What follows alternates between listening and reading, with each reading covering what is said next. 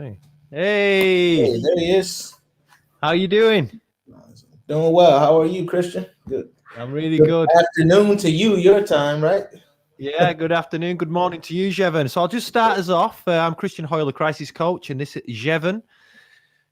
Is it Wooden, your second name? Yes, sir. Jevon Wooden, founder of Live Not Loathe Mindset Coaching Services. So we had the Jevon is, I'm saying it right, Anna, because I'm bad with Yeah, names. that's fine. Yeah. So Jevon and I had never met. And yesterday, and I want this, so this podcast is going to be an example of it, that yesterday we did what not many people do. We allowed a connection to happen. Yes, sir. Yes, sir. We just literally in a group just chatting it up. I posted something and Christian was like, hey, that's what I'm talking about. And then we just got into this whole dialogue and was like, you know what? Let's just connect. Let's do this. What we're doing right now, this podcast episode, right? It's crazy, man. Crazy. Well, it was like, so Jevon you put a quote up. I'm into quotes. If someone's into the mindset, quotes are quite an important, well, they're an important thing to me. I don't know about you, Jevon. Yeah, for sure. You put one up about the universe. I love to discuss about the universe and universal energy. And I instantly wrote a comment. You instantly put a comment back. Yes. And then I read your comment like, yeah, I like it. So I instantly commented. You instantly commented. I think that went on 3 times to both of us. And then eventually I just put, do you want to do a Zoom? And within 3 minutes, we did an hour Zoom call. And now we're here, brother. And that conversation was so, it's about 8:00 here for me. And that conversation really set the day up for me, man. Like allowing that energy in really elevated the day, really, gave me extra focus and energy to do other things. And I've been looking forward to this, all day, up until this point. So I'm ready to rock and roll, man. I think it's good, right? If you allow, so today's podcast is actually, we didn't have this plan, but Jevon said that he was just about to do something for Live Not Loathe. So 5 ideas to recharge your mind and your spirit. So what I said yesterday was, well, you do 5, I'll do 5. So I've wrote 5 today, and you've got your 5 you've already done, and then we're going to go in between us. But for me, if I'm going to tell anyone that what's going to give them an advantage, lots of people are scared to jump into things. They're scared to connect. They're scared to, come out of the comfort zone and mix with someone else. But that for me yesterday, I got a total buzz out of it. Yeah, it's interesting because the things that make us uncomfortable are the ways we grow, right? So you can't grow in comfort, right? So even if you have that fear, it's really what you do with that fear, right? Fear is a powerful motivator, with love being the first. Fear is like the second, right? So when you think about fear, if you have a feeling like uneasiness, then that's probably something you might want to do, right? So even if you're uncomfortable, say public speaking, if you have an opportunity and someone's like, hey, I really want you to speak, I really want you to do this, in front of this audience, I say take it. And the reason why I say that, you don't have to be perfect, right? Imperfect action will lead you down a path of so much success you wouldn't even know what to do with yourself, because you're letting that energy in, as we were talking about. We get to do this. We don't have to do this, right? We get to do this. This is a privilege. Yeah. This is a blessing, right? So you want to let those blessings in. You're very good at wording. I think exactly what you just said, but I don't word it quite as well as you. Thank you, Christian. I've been like, I didn't realize, like, funny enough, we got chatting yesterday and I went out and shot a video on fear. And I'd already done it before we spoke. And you spoke about fear. And I'd shot a video that day on fear. Because what I've recently realized was, without knowing it, like, a lot of the people that know me would say that I won't be fearful because I pretty much get into stuff. I'll get into it, give it a go. But when I look back over a lot of my life, I've not done certain things because I've feared. I hate to say it, but yeah, it's true. I feared other people's opinion. I feared like being, I don't know. It's a common thing, man. It's very common to really care about what people think, even though those people in the grand scheme, they're not really in your circle of influence, right? For some reason, we look at people and say, oh man, this stranger over here who I know nothing about matters to what I do on the daily. How does that make sense, right? Why not? We spoke about this on our call too. Why not write your own story, right? Why not lead with what you have in mind and say, all right, this is what I want to do. How do I get there, right? And of course, it's natural. We're human. We're going to feel those emotions of fear and uncertainty and doubt. That's a natural thing.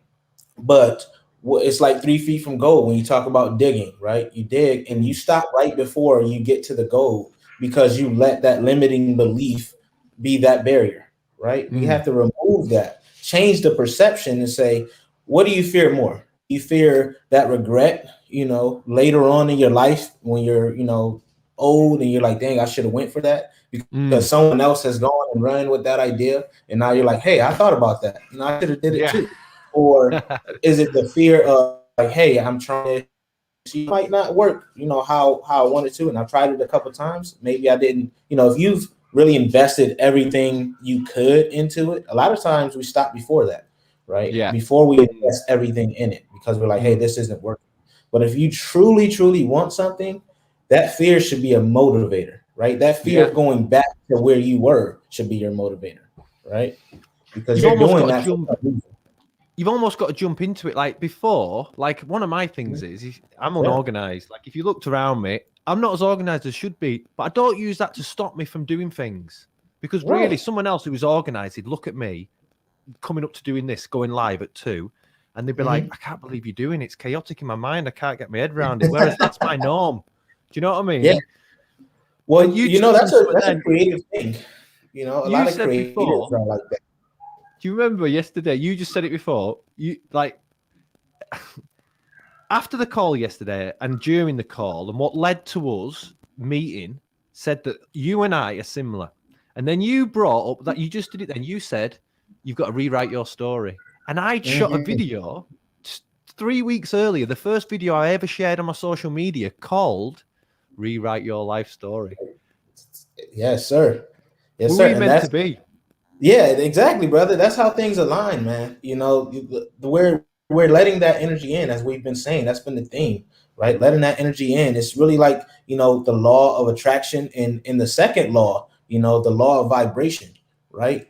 Because when you think about the law of vibration, everything moving, everything has energy and it's not stopping, right? It's how you're moving, right? If I'm moving with positivity, I'm moving forward and I'm moving in congruence with everything else, right? So now I'm looking at things. I'm like, yo, this thing is giving me these vibes, these positive energy. And that's why we came together, man, because we had that same vibe. We vibe out, have the same beliefs, same values. So it's strong how it works, man. It may sound corny to people who don't think about this stuff, though. Yeah, well, until you start thinking about it, when other people identify it, it's not until then you realize that I ever think about coincidences are never coincidental. I come in here yesterday and I decided I wanted to collab with some other collab. Is that the actual word? We know what I mean. Do a collaboration with some other people to promote. I want my YouTube channel to get better. I've set that goal. I never got you from. I put a post onto Collab. I got you off something completely different, but we collaborated in the same day. I actually did it with 3 people yesterday, but I put a post out to do some collaboration, but you didn't come from that post. You came from a completely different group, nothing to do with that, and we connected. The gateway opened and we entered. You there, Jevon?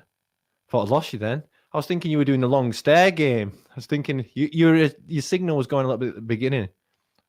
Oh, we've lost him. Oh, no. So we're having a little bit of a technical thing there. I have no idea how to change it. But yeah. Oh, he's back again. He's back again now. Do I have to put you back in? That's true. Was that your internet? I thought, whoa, I was always on my own then. I was like, whoa. Yeah, it's all good, man. Things like that happen. You just got to keep it flowing. Yeah.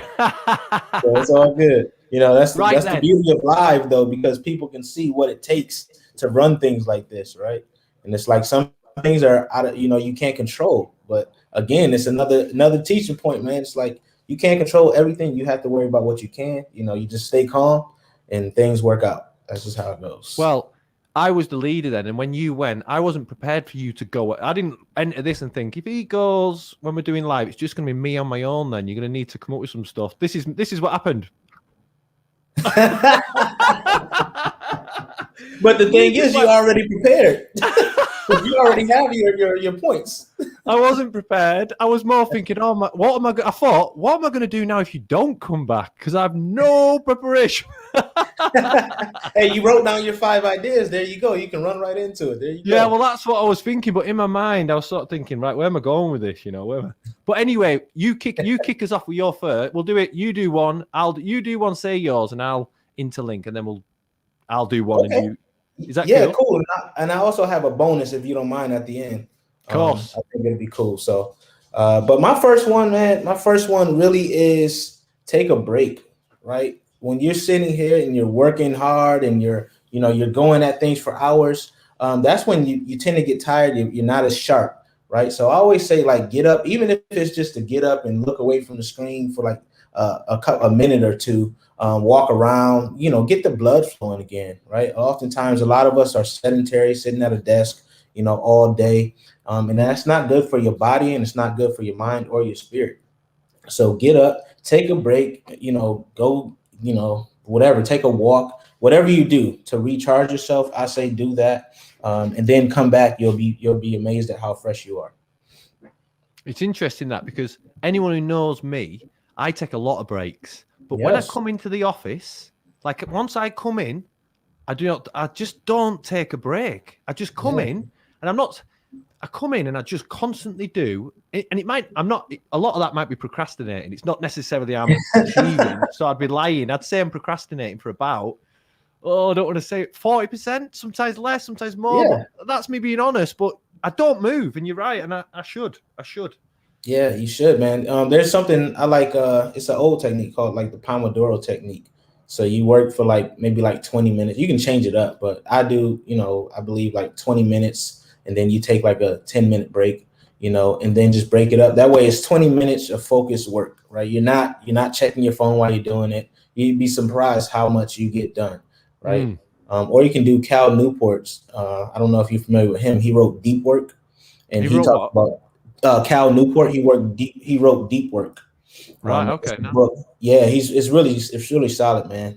It's a great book. And he talks about focused work, right? And he talks about owning that space, that block of your time, using email. You have set times to check your email throughout the day. That saves you a ton of time, because a lot of people are going back and forth checking email, and then it takes about 10 seconds just to readapt to whatever you were focused on. And you think about it, I just did a talk on this last Sunday, owning your time pretty much. You think about it, when you're going back and forth, how many dings do you have? How many notifications do you have on?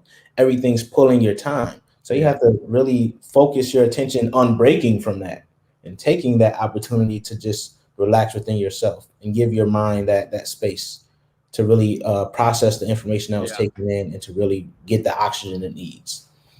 I'm one of them who I wish I wasn't, but my attention span is short. Unless I've got when I came in today, I knew it was 2:00. I didn't give enough time, but I'm going to make that 2:00. I'm going to make it, and I'm going to put myself in a zone. So I think I need some accountability to myself. This is as an entrepreneurial side. You don't have any accountability other than yourself, and it's almost like a sin if you've got that happy-go-lucky thing about you. Everyone wants to have it, but once you've got it, it's actually a negative. Let me tell you why.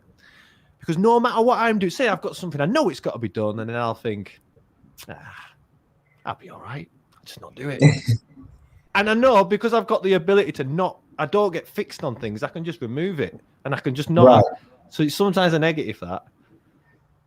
Yeah, I mean, you hit on a lot of points. It's a lot of points of being a human being, right? It's easier. What's crazy? It's easier to give in to these things than it is to break away from them, right? So you have to really make a conscious effort, whether that's planning in your break, where if you still have those notifications on, I turn a lot of mine off personally. But if you still have them on and that calendar invite pops up on your screen and it says take a break, you listen to it, right? Just as if you were jumping into a meeting with someone, you listen to that break too. I'm trying. So, I am trying though to be better, and I will take note of what you said. Funnily enough. yeah, plan it, man. Plan that break into your schedule. Right, me up next then. So have you read the book? And there's another one. Where the Dean dyslexic I say names wrong. It's either called, because Julie says I say it wrong, Joe Dispenza. It's not Joe Dispenza. It's not Joe. Do you know Joe? He wrote the book How to Break the Habit of Being Yourself. Oh, I haven't read that one. I haven't read that. This changed my life a little bit. This did, no word of a lie. And I'm going to use an example of how I did that. So what you got to think about is every individual thing that ever happens to you, you must start learning to deal with things individually. Because what we've done is we're all pre-programmed and conditioned to deal with things as we've dealt with them before. So when I read this book and it gave some examples, I started to think about things that have happened in my life. I'm going to give this example, and this is I'm totally over it now, but it was one of my biggest weaknesses. And if Sarah, my kid's mum, knows this, she's been through this a lot with me. But I used to have this very strange thing where if I was woke up in the morning, I'd start this mood. And I'd get woke up, and then it wouldn't happen then. But this conditioned response that I had, this like sulky mood would start. And I can give you how it got to the worst of it. We were going on holiday once. I had to get up at 4 a.m. Sarah's alarm went off earlier than mine because she wanted to put her makeup on. Because I heard that alarm, I refused to go on the holiday. My friend turned up. He was giving us a lift. He couldn't. I was acting like a fool. Like when I look back at it now, I'm embarrassed. I think we do that a lot with past behavior. And then, so that spills into other stuff. So we're so used to, I started that when I was about 10 and I continued it. Why am I acting the old me into new situations that are breaking in my life? So for instance, now it'd be little things like I'd get annoyed if I drop something. Like now, if I go in the kitchen, I open the thing and I have that unlucky, the milk goes, it has 50 falls and then explodes and it couldn't go anywhere else. And that I used to lose my mind about it. But now I'm in that moment of addressing it and I think, I was unlucky. I'm not mad. I think I've just got to clean it up. Yeah. Ages ago, I'd have got consumed with how I dealt with it in the past. And I think one of the most important things is to start, like if you're arguing with your kids, whatever you fell out with them 3 weeks ago, don't use the same technique then and you go through that same protocol that you went through then. Each individual moment needs just assess it there and then as it is and be in that moment. So I definitely recommend that book hugely. If we can ever know how we'd say his name. I'm definitely going to read that, check that out. Actually, I heard someone mention that book not too long ago. So it's funny how things come full circle. I haven't read it though, but I'm checking that out. And I love that perspective, man. And you mentioned something that was actually another one of my points, breathing. I thought we might do this. Yeah, breathing, man. Take a breath before you respond, right? Take some time to take a deep breath, 5-10 seconds in and out, right? Just before you respond to anything, because that resets your mind. Instead of being reactive, right? You have that time to really assess and you realize like, it's okay. In the grand scheme of things, this is not that bad, right? Yeah. It's like a small little thing. It's like a blip in the grand scheme of life, right? So why am I getting so worked up about it, right? And I've had to do that myself. Back when I was younger, I was a hothead too. So I was like, man, I had to figure out how to do that. And breathing is one of the ways. Right, really practicing that meditative breathing. Sometimes in the morning I do like what you call a micro meditation. I just take that 10 seconds to just close my eyes and breathe. I might even do it while I'm working, right? Just to reset, close my eyes and really refocus. So that breathing has been tremendous for me in just changing my energy, right? Realigning with the energy that I want, right? When something misfortunate takes place. Yeah. Because that's one of my, I'm not going to do it now, but I'm going to drift to that point as well. Yeah. Come back to that, what you just said that. Yeah. So attaching to the energy of something. So we'll come back to that. Right. If you, there's a guy named Wim Hof. Yes. Wim Hof, he has a method for breathing and all that stuff, right? He's like the Iceman, right? So check him out if to your audience, you can check him out if you haven't already. Well, next week I'm going. So from a group I'm in I don't know how you describe it. I'm in a group, and we do. It's a men's group. It's a Zoom session, and we do a range of like meditation and addressing our vulnerability and talking about our lives. And one of the guys in it has asked me next week if he can come up and we go for a walk, and he wants me to go in a freezing cold lake and do some kind. He's called it an exercise, and I'm one of them guys. I say yeah. So even if I don't want to go in no freezing cold lake, I don't like that feeling. But because he asked me, I'm going in. So next week, I'll do a video on it. Am I excited? Definitely not. No, I am. I'm lying. It's something new, and I know that it'll be a good film, and I'll enjoy it. So. Yeah, it's something different, man. You never know what it opens you up to, because from everything we can take a lesson, right? Even if we didn't like it, you could be like, hey, I can withstand, more than I thought I could, right? I stayed in that lake for 10 minutes. I thought I would only last like 1 second, right? No chance 10 minutes. It's like, I reckon it was freezing last week, so it's got to be, the lake hasn't frozen, but I'd say low degrees. But I shot a video on cold showers in the morning, because what they say is if you can get through a cold shower in a minute, what else can you get through? So the first thing in your day, you set a target, you got through the cold shower, you get out of it. All right, I got through that. What else can I get through now? Because if you've got that cold shower on you, it was horrendous. But I got through it. What else can I get through? Yeah, I love that. And I tried that cold shower thing actually while I was deployed in Afghanistan, man. It was like a mind shift, because I was just like, man, I'm already here, and I was like, in the mornings, I was like, I need a way to change, my perspective, because I had been there for a little bit. And I was like, I'm going to try this, because I had read it, actually, Wim Hof again, had read that as part of him, like, building his endurance up. He recommended, like, the cold shower technique. Like that's where we got it from. Yeah, so I know exactly what you're talking about. I was watching Wim Hof last night. He was doing one of our British comedians. He took him to a lake, and they had to go through the ice. And then he just gets in, and I can't remember who it was ours, but he's going, I ain't getting in there. Yeah. He got him outside first in the snow with nothing on, and he was having to do these things with the breathing that you're talking about. And it was not Ricky Gervais. It's something to do with him, but he wouldn't go in, and that made me think that we're not going into ice, but it's got to be 3 degrees, 2 degrees, somewhere. It's low. It's going to be cold. Yeah, that's going to be cold as hell, man. Let me know how that goes. Yeah, I think it's on you, man. What's your number two? Yeah, I've got another one. So obviously as well, ours are different because we didn't plan this. So I feel like I'm doing a test, and I got the test good wrong, because now you leave the test and you go, "What did you do for number 5? Did you put 7?" He went, "No, you had to give a description for 7." Oh yeah, that's what I did. Oh my god. Right. Yeah, the audience is getting 10 though instead of 5. So how much better for them? So I've put one about. I've put one because this is a thing. I'm saying exercise, but I'm gonna exercise is what keeps me in control of everything. If everything is going on and I exercise, it gives my mind time to breathe, time to settle. But I'm gonna pick one specific one, and I'm gonna say cycling.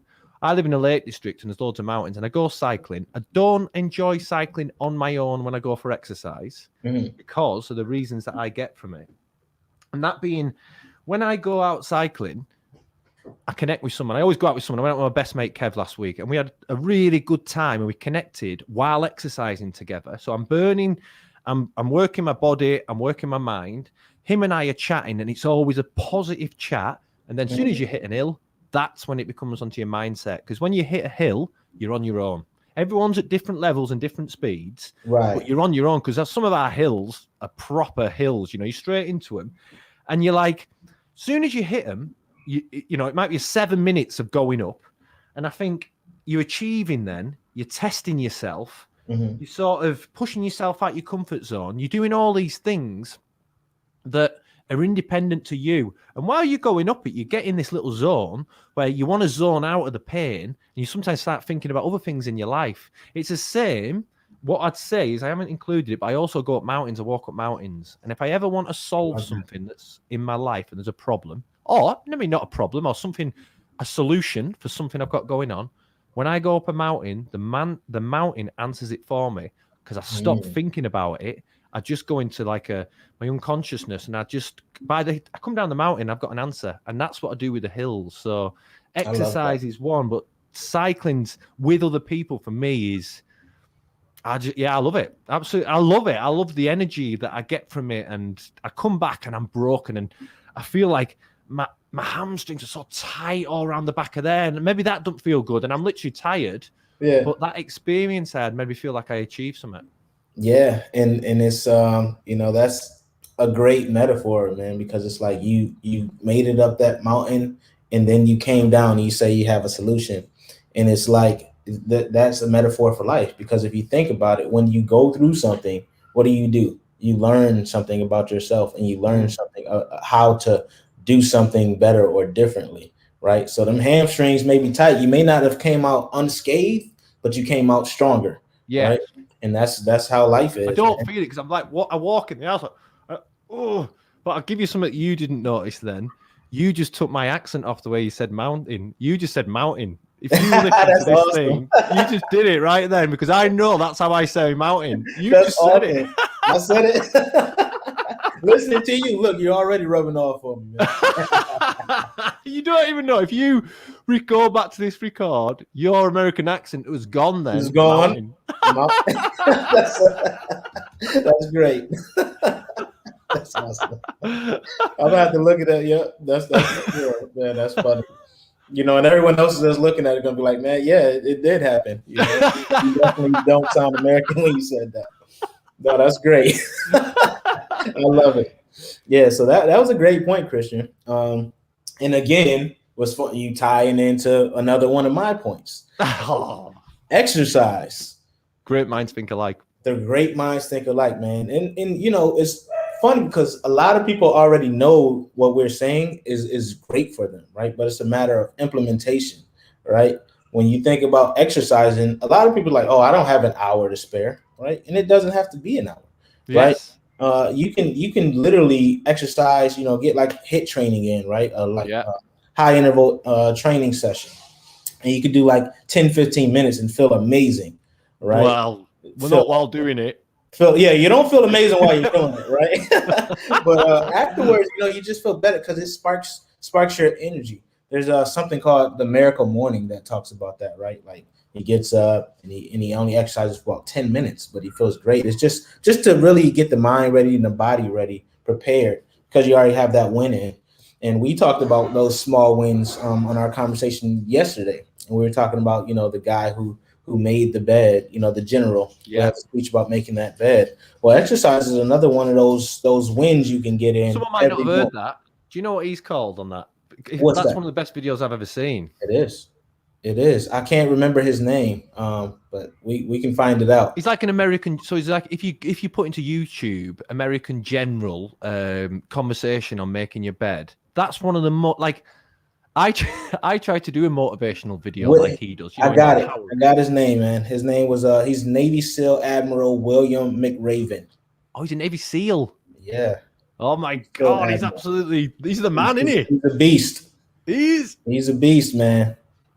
He gave me I'd love to. I just found it so inspiring, and I'm not lying. I watched it about 6 years ago, and I've made my bed every day because of him saying that. He said that your first task of your day. It's a bit like the shower. If you get up and the first thing that you do, you complete, when you get to the end of the day and you come home and that first task, you feel the benefit of it. When you look at your nice bed and it's done, it's like your beginning and your end come together and make you feel good. Yes, sir. Yes, sir. It's such a powerful thing. Those little things matter. It's great to have like big things, big wins and all that stuff, but those little things give you that drive to keep going, right? Because you're like, okay, my day really wasn't that bad because I did this, I got this accomplished, right? So sometimes you need that, right? Again, we're human, so we need to see progress at some point, right? Because that gives you that fire under you to continue to move. So just the exercise is one, and then the make your bed, which is a metaphor for that small win. So going back to the exercise, like I didn't mention it then, but I'll think one of the most important things for me.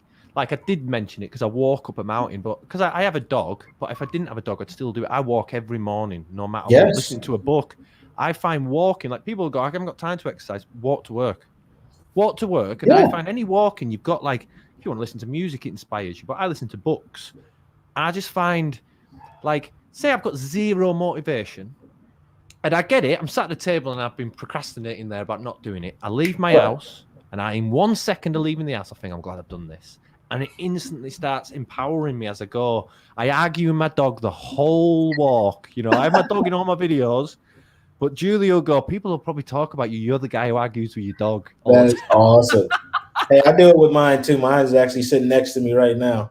So what have you got? I have a Shiba Inu. What's one of them? Let's see it. Cream. Yeah. Can I see it? I love dogs. I'm absolute. Oh, I know. We know. Oh. Yeah, there he goes. Yeah. So I have the dog walking yourself. Yeah. Oh yeah. And that's a good point. You know, exercise is a great way. It's a great means, low joint, low impact. But you're still moving, right?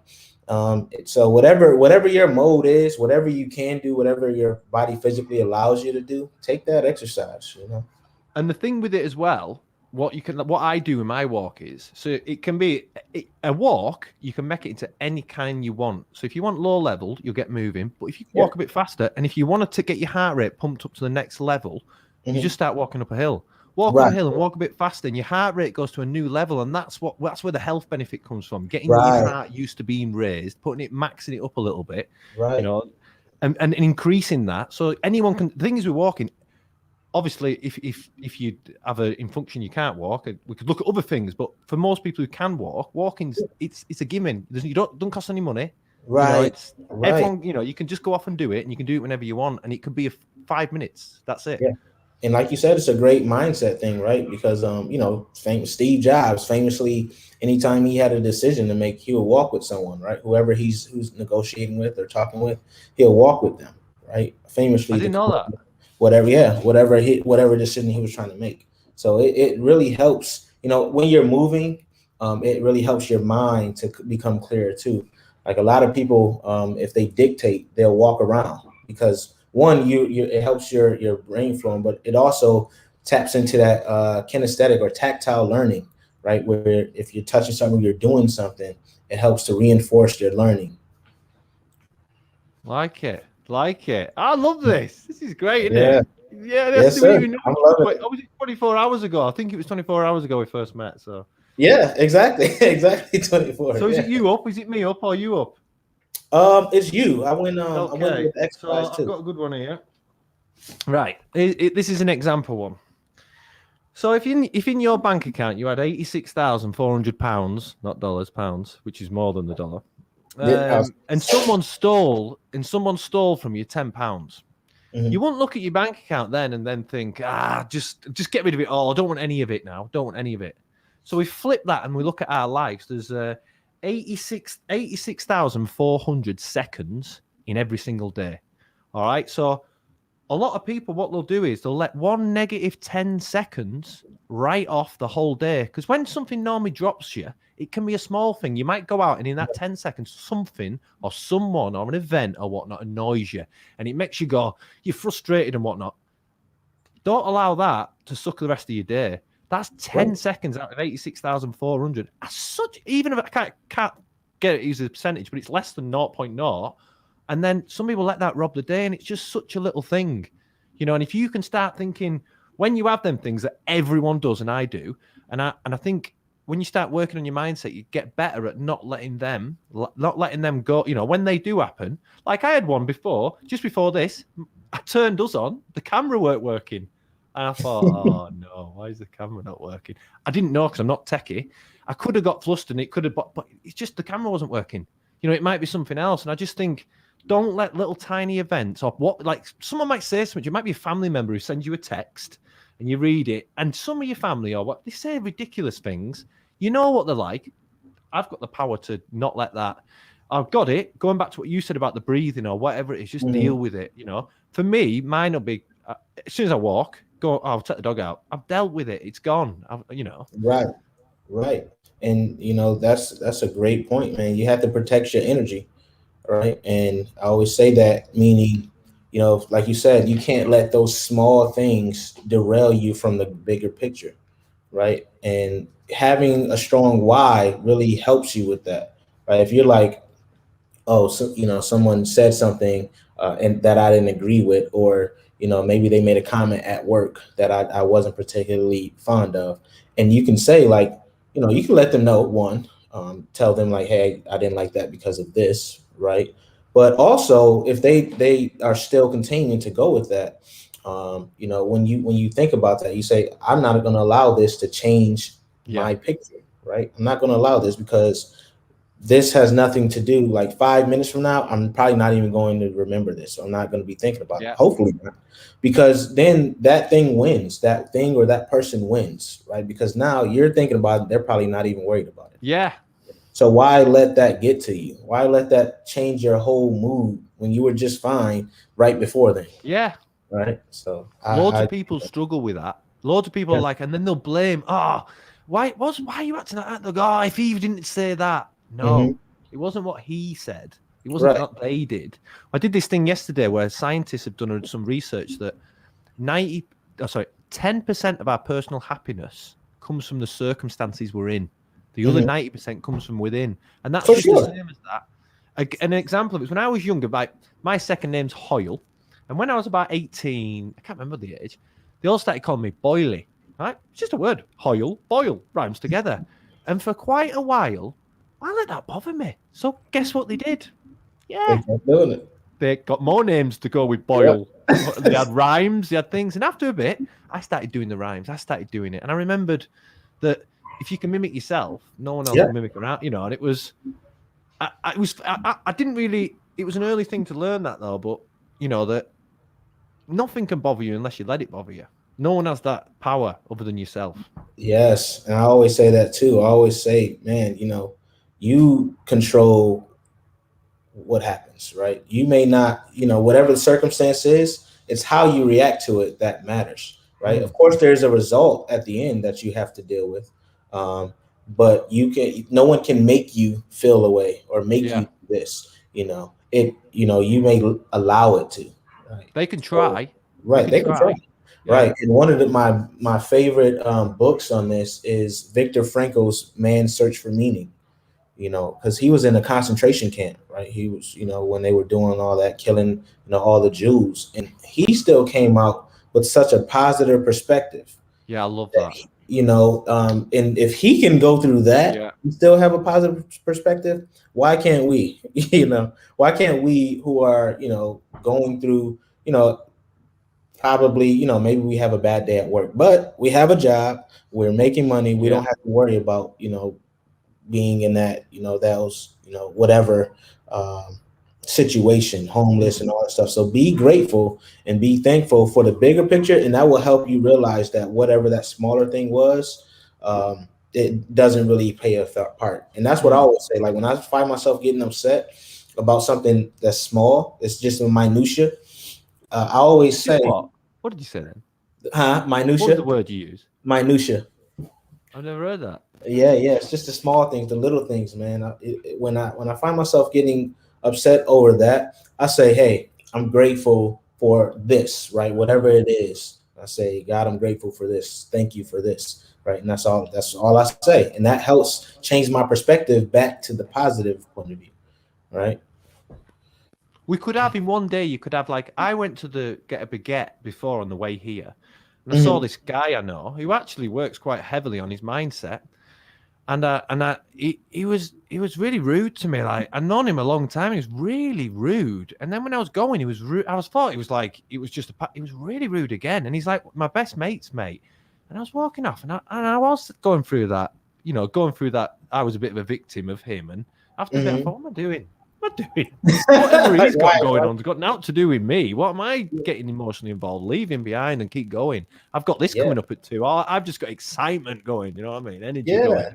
Yeah, and all you can ask someone, because you never know what they're going through that's causing that transition, right? So maybe you want to ask them, like, if it's a person, you can ask them, like, hey, are you all right? What's going on? Sorry, you probably hear my dog, but you can ask them, just simply ask, like, hey, are you all right?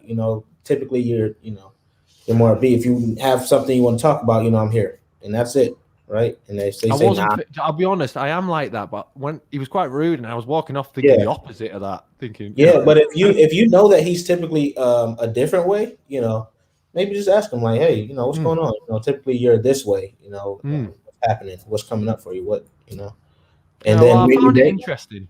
Yeah, because a lot of times people don't even realize they're being snappy. Like if they're really going through something, they're not focusing on how they're exuding that. They're portraying that outwardly, right? Because they're so worried about the internal struggle, right? So they're not really seeing what they're doing, right? It's like it's an outer body experience for them, right? They may be rude to you when they're typically nice, because whatever turmoil they have inside is now being shown to you, shown to the world. When they thought inside, they really thinking that they're keeping it inside, but they're not. Right. So sometimes we have to open their eyes to that and say, hey, you all right? Sometimes, something seems off, whatever, and that really, they'll be like, oh shit, I didn't even realize I was doing that a lot of times. Or they'll open up, or whatever happens. You'll be surprised.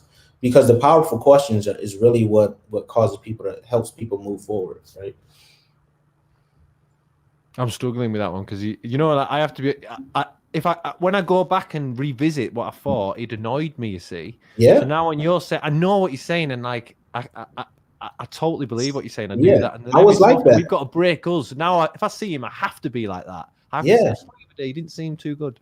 Yeah. Because if he was normally okay, if he was normally cool, upbeat, and he's like snappy, then something's going on, right? And he may just need to vent and let that out, and he may need someone to talk to, right? And as men, unfortunately, you mentioned vulnerability earlier. As men, unfortunately, we're not taught to be vulnerable, right? We're taught the opposite: to guard your emotions, guard your feelings.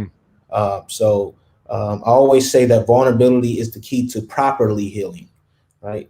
Properly healing. So if you may think you were over something, but if you aren't vulnerable enough to talk about it or speak with someone, especially your loved ones or your friends or whatever, then that means you never really got over it, right? It still makes you uncomfortable. You're not comfortable enough sharing it. You're not comfortable enough being open about it. So that means you haven't healed, right? That's really a step in healing. You have to be vulnerable about it. Yeah, we were talking about that I want to.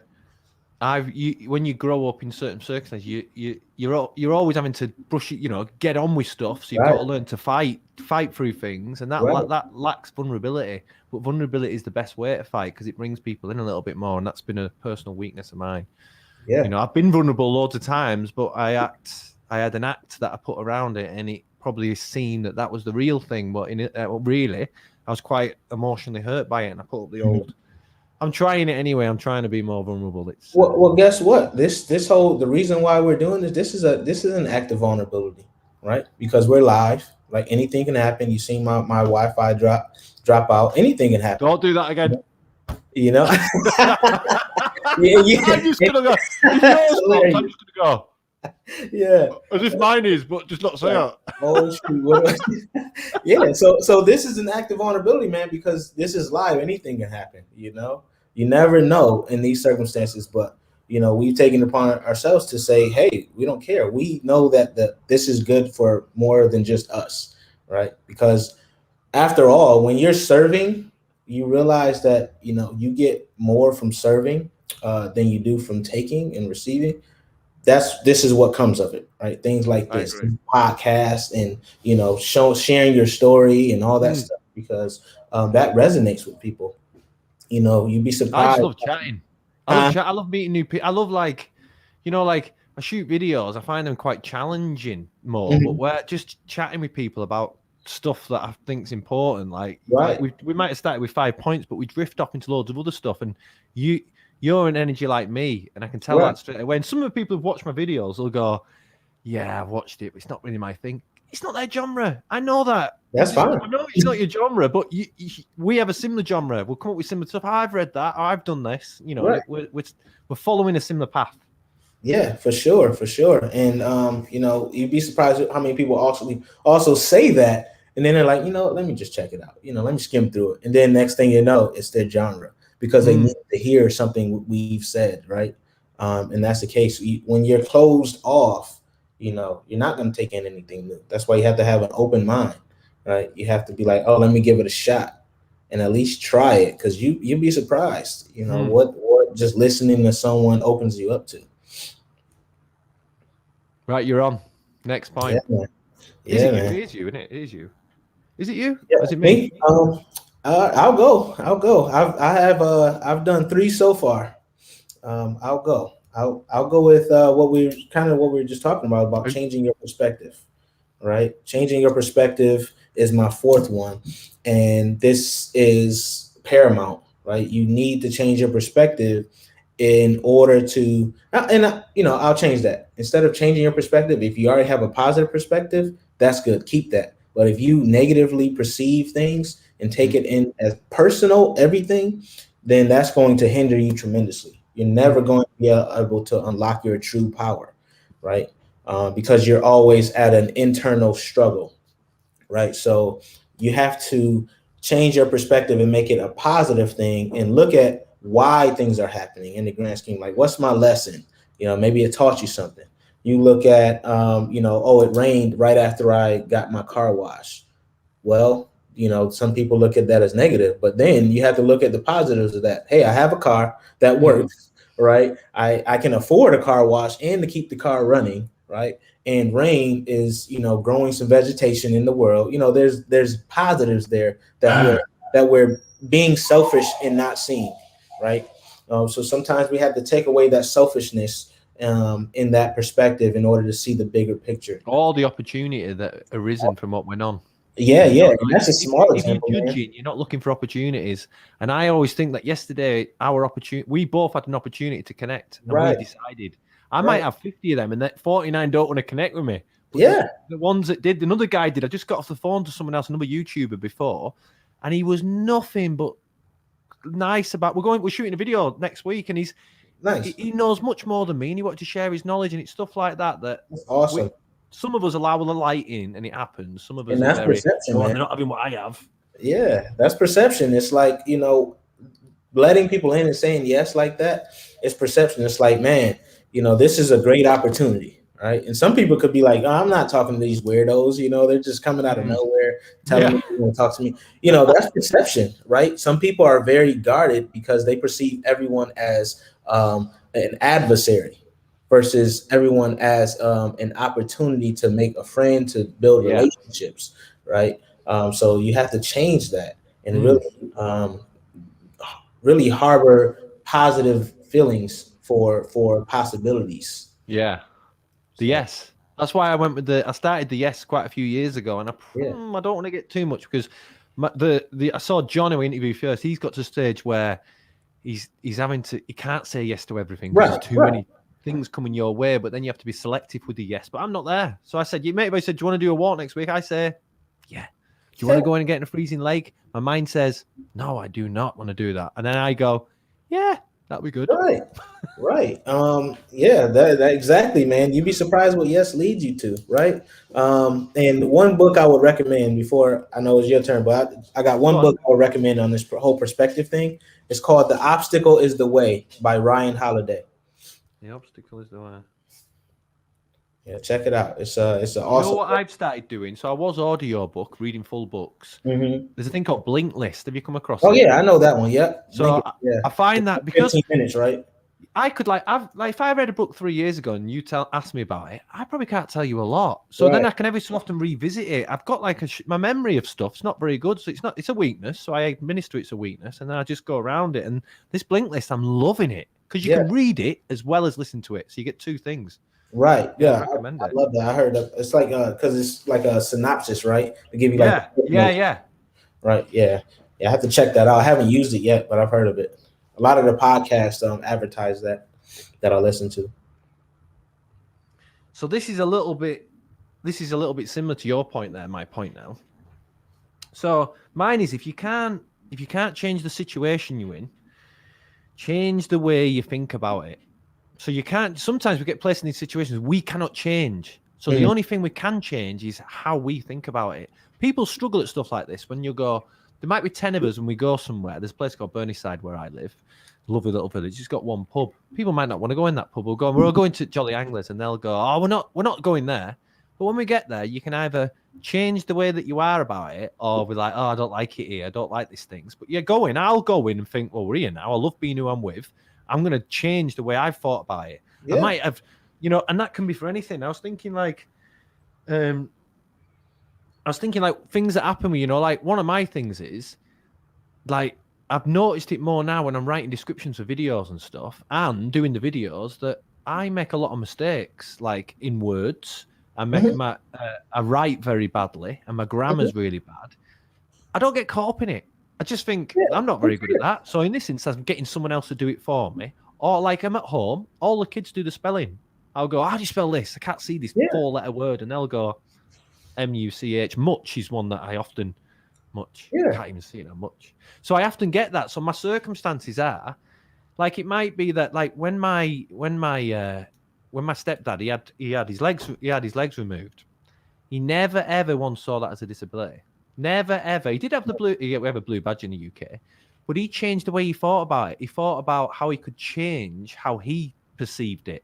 Do you know other people were perceiving it, but he didn't. He'd rather have his legs, obviously. Of course he would have, but he never ever let that get over him and define him. He just got on with changing how he got into situations and changing how he adopted that into his life. And if you can start doing that, like if you can start thinking of it's like making the best of things by changing your concept in your mind about them. Like if you're in a football team, which I've been in, and you're going for a bad spell, like I'm a Liverpool fan, we're going for a bad spell at the minute. We're going for a big spell. We need to change the way we think. We can't go into each game thinking we're going to lose this game because we've lost 5 in a row. Every individual moment, we have to change how we perceive and what we go about it. It can be everything in your whole life, but I've always found for me that's a biggie. I'm just someone who's made a lot of mistakes and I have to find a way for them to not bother me. Wow, man. Hey, we all have our fair share of mistakes, right? Whether we care to admit it was a mistake or not. But, that's how we become the people we are, right? And that I love those examples, man, because like you said, changing, like your stepdad was an awesome example, right? He was awesome, mate. That perception, like, hey, this isn't a disability because I can still do this. I can still enjoy life. There's other people, when you think about someone who is a great example, think about Helen Keller, right? From way back when. She was blind and deaf, but she still wrote some of the most powerful pieces ever somehow, right? She found a way. I don't know who she is. Yeah, Helen Keller, look her up. I'm getting loads of things to look up after you. Yes, sir. Look her up. Helen Keller is a great example. Think about Stephen Hawking, right? Stephen Hawking, one of the greatest astrophysicists. Man, he was born, he couldn't even get up. He had a wheelchair bound, but he found a way to make this thing that can record his thoughts, just with the blink of his eyes and all this other stuff. You see a need and you figure out a way to do that, right? To make it happen. And a lot of innovation is born out of necessity, right? So a lot of times when we have a deficiency, we want to solve that problem. We end up solving other people's problems. I think about all these companies, right? Uber. Why was Uber founded? Uber was founded because the founder was like, hey, man, I'm tired of having to get passed by these cabs. I try to call and set it ahead of time. They never show this and that. How about I do a ride sharing service where just regular people pick me up and we don't need taxis, right? Stuff like that. If you change perspective and really look at the jewels and the nuggets that comes from what's happening from you, you end up taking it up another level that you didn't even think possible. Yeah. Brilliant, isn't it? Oh, we've touched on some great stuff here, right? You've got you're back on. I think we've got one more point each. Yeah. One more point, man. My last one, well, before my bonus, will be do something fun, right? Everything cannot be about work and goals and all this other stuff because you're going to burn yourself out and you're not going to enjoy life. You have to find some hobbies and find ways to reset, recharge, and not look at your computer, not look at your phone for work. Maybe it's talking to some people, hanging out with some friends, whatever that is. Right? Plan that in your schedule. Don't just say I'm going to do this. Plan it. Right? Build in that time where it's just your time. Right? Yeah. So that could be date night. Right? Maybe you have a set date night with your significant other. Plan that in because if you don't, something's going to write over that really quickly. Right? Something else is going to become a priority in your life at that point. So, but if you plan it, say it's an immovable object, just like think of it as like, hey, I had this interview, right, with someone that is awesome, right? I'm interviewing, whoever your person is, right, that you would love to have a conversation with, right? Steve Jobs or whoever the case may be that you always Mate, wish. it was Right? called Jevon. Jevon. Yeah, dude. Awesome.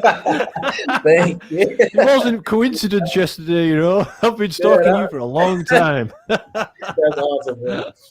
Yeah, but block that, block that time, man, to really recharge. Like even if you can take a half a day off, to do nothing, right, or whatever makes you happy, right? Going to live music. There's tons of options. Like for you go cycling, right, and you go cycling with others.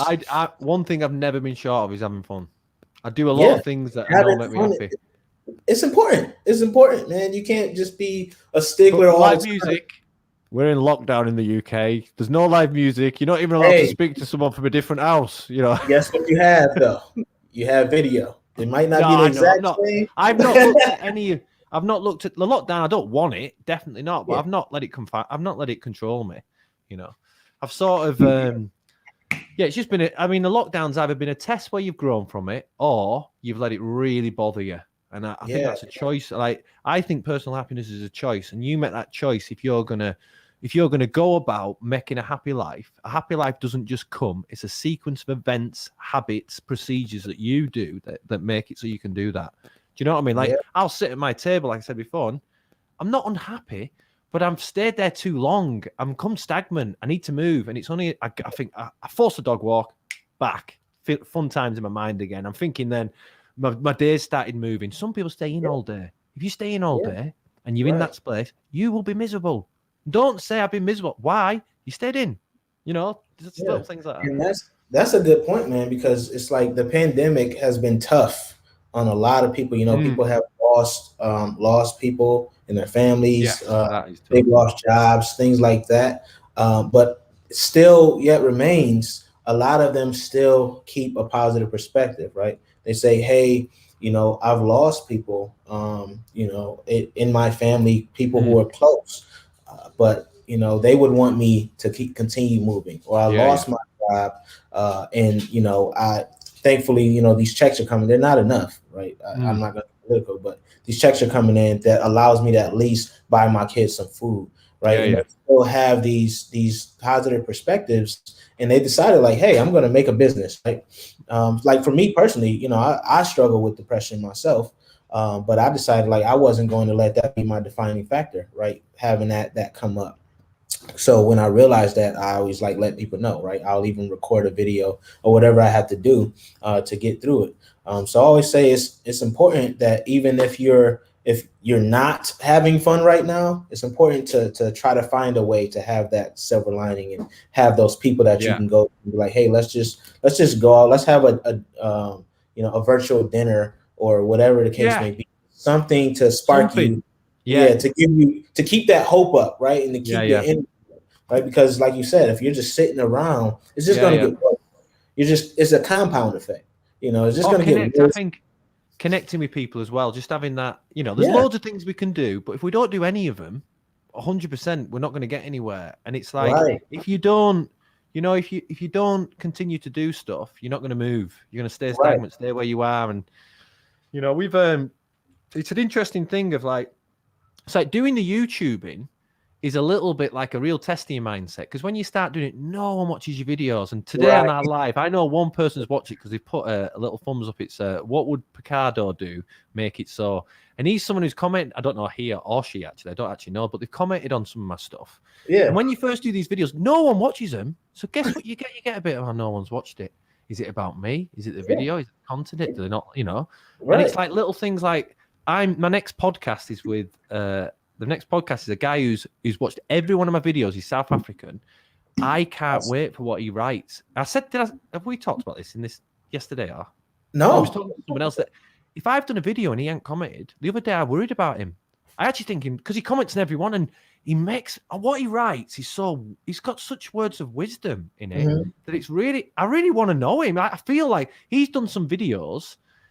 And I've watched his videos and I love the way he talks. And I just know he's very wise. So we're going to do The next one is with him on Friday, and I can't wait. We're going to Yeah. connect, and that makes me feel fun. You know, like, love I don't what you know said, man. why I'm doing this, but him and I are going to connect on Friday. We connected today, and we're definitely going to do something else again, aren't we? I know it. I know we're going to do something else. You and I mean. Yeah, for sure, man. I love the way you're what you call a super connector, man, because you have a network. You're not afraid to just reach out and be like, hey, let's do this, you know, and I love that. I love that energy. You know, That you're means, you great. know what that means? You don't take rejection. Because I was saying this before. I reached out to 50 people, loads of people yesterday, Right. 2 connected. Shall I look at the 100 who never and feel bad about it and think, oh, God, what have I done wrong? Or shall I think, oh, my God, I met Liam and Jevon in the same day and we're connecting and it's going forward and I got something from it. Right. You know, it's a skill that you've got to get going. You've got to look at everything that happens and not take anything personally, because if you start taking anything personally, it draws all your negative emotions that you've got, and you start that personal attack on yourself. You've just got to keep going. We've got one more, and then we're going to give you your bonus. Okay, let's do it, brother. If you can. Yeah. So this one, this one's an interesting one. So you've got to do things that you've got to get belief, and you've got to get belief. So how you can get belief is you've got to believe in yourself. Is what we started it on, to live your fears. In order to get belief, to grow belief, you have to have some fears, because you have to fail in order to succeed. And belief comes from the amount of times we fail, we get up off the floor, we keep going. Right. But other people can give you belief. And I want to give you an example. If, say, for instance, like I have a group of people every Thursday, and for the last 13 years, there's been a big change in me, maybe a bit longer. And they've been a big part of my change, because if these people that I'm with, they're all quite slightly older, all got good jobs and a good ethos of life. It's nothing but positivity. And when I'm around them, all we do is support each other and guide each other through life and help each other. But if you place yourself with 5 of your mates who are maybe drinking too much, up to no good and whatnot, you'll become the 6th person doing that. Whereas when I'm on a Thursday crew, I become the 6th or 7th person that's following suit with the people that are around me. So you've got to get belief, you've got to put yourself around the right people who are going to give you belief and maintain your belief. They're not stripping you down, they're taking you up. And that's, I know that we can't change our friends and family, but we can change how often we see them, because we know that certain ones of them, and that all their life is about is stripping you down. So going back to what we said before, don't allow that by having some control over it, and put yourself in the right places where people are believing in you, and that belief will rub off on you and you'll go on and do something with it. Yeah, I love that, man. And one of the things I always do, like if someone tells me like something negative, right, they may say, oh, you shouldn't do this because of this. Yeah. Is I realize that, you know, sometimes you got to look at where they are, you know, what have they done, and say, okay, you're not an expert, or, you know, you don't have any reason to be telling me that I should be listening to you. But also another thing I'll do is I'll dissect and say, okay, are there any nuggets I could take? Because a lot of times that's where a lot of my content comes from too. Because I'm like, oh, someone said this because, you know, this limiting belief, or someone told me this and I ended up doing it even better, right? Whatever the case may be. It's where a lot of my content and my thought processes come from, is what people have told me I couldn't do, right? Or that I shouldn't do, right? Yeah. And that's a lot of times it's more powerful for us, you know. A lot of people, you know, I guess it's human nature for people to look at the negatives, as I was saying earlier. Yeah. But, you know, there's negative motivators and there's positive motivators, right? And the negatives is, you know, people saying, you know, the naysayers, or the people who belittle you, or say, you know, you're not, you know, an expert. What are you? You know, stuff like that. And then the positive, you know, is that I'm turning that into something, and now I'm seeing the growth and the fruits from my labor and not listening to them. And now, you know, people are like, hey, you're doing something that's needed. And I'm hearing that now, right? Because when I was younger, I would hear negative and I'm like, man, who are they to tell me? But it was getting to me internally. So I had to really understand, like we were talking about earlier, that none of that matters, right? None of that matters. That's opinion. It's not factual, right?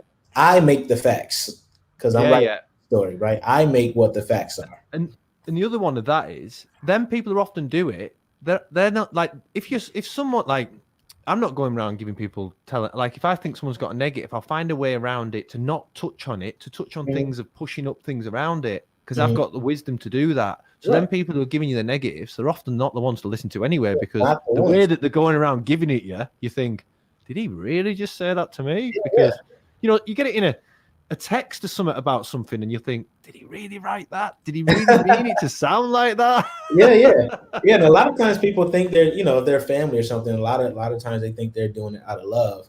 So you're like, you acknowledge it, you know, you say, hey, you know, thanks for that, you know, whatever. That's all you have to say, right? Nothing else. Like, thanks for your thoughts, right? Nothing else. And then just use that as grind. That's grind time, right? Like, oh, thanks. You know, you thought I couldn't do it, but you know, don't do it to prove them wrong. Do it to prove yourself right. Right? You don't want to do something. So to prove wrong. you and I are definitely going to speak off with recording this, but I've loved this, and you're going to give this bonus now. So you're going to get that. I've got a coaching call I've got to prepare for, but you've got a bonus. Let's see what your bonus is. I'm thinking, am I getting it? Am I getting it? No, the bonus is cool, man. The bonus is music, man. Music is such a powerful tool, right? There's music for every emotion, right? So I say, if you feel down or you feel like you're not in a mode where you can do anything, play something uplifting. You know, make you a playlist of all the songs that ever made you smile, all the songs that ever made you motivated to get up and go work out or get up and do something, right? Make a playlist of that. That way you can just go to it quickly and just be like, hey, I want to listen to this. Instead of listening to that sad song that puts you even in the deeper, darker depths, listen to something uplifts. You know, get up and dance. Whatever you do, man, the music is powerful. I'm obsessed by music. Musical therapy, right? If you think about that, shows you the power in music. There's musical therapy. So that if you use that tool and use all the tools we've covered today and ideas, then you will come out much better, and you'll be surprised at how resilient you are. Do you know, like you just said about the music though, sometimes I think if I feel a bit sad about something, I have to empty the sad. So I might listen to that really sad music, and it sort of relieves it. I've got this other thing that I've been doing recently. There's a program called Reuniting Families, and it's like some two famous presenters. They find someone who's been adopted at birth, and then they find the birth mother, and they're trying to connect. Oh my God, it's really emotional. And if sometimes I've been sad, I watch that to get rid of it, drain it out so I can top off and then keep going. So it's not all, you know, sort of, but music is everything. I like that perspective too. I mean, if that works for you, right? If you can listen to something negative and get out of the negative zone, then that's powerful, man. That's a powerful. You just got agreed. He says, I agree. Whatever you've been doing, uplifting music is key for me. Someone's just agreeing with you. Nice. I didn't know if we were going to get anyone watching today, and we got someone, so it made it more special for me. Well, thank you very much. Man. We're definitely going to do something again, aren't we? Definitely, you and I will do something again. So, Jevon, it's a founder of Live Not Love. I'll put some stuff on my socials about you as well. So I'll share something on the socials that we're just building now. We're building it all. But yeah, I've loved this. Thanks a lot. But I'll send you a message and we'll connect again later on. Just you and I. But sounds good, Christian. Jevon, mate. Hey, thanks for having me, man. It's been a pleasure. And you too, buddy. Thanks a lot. See you later. See you later.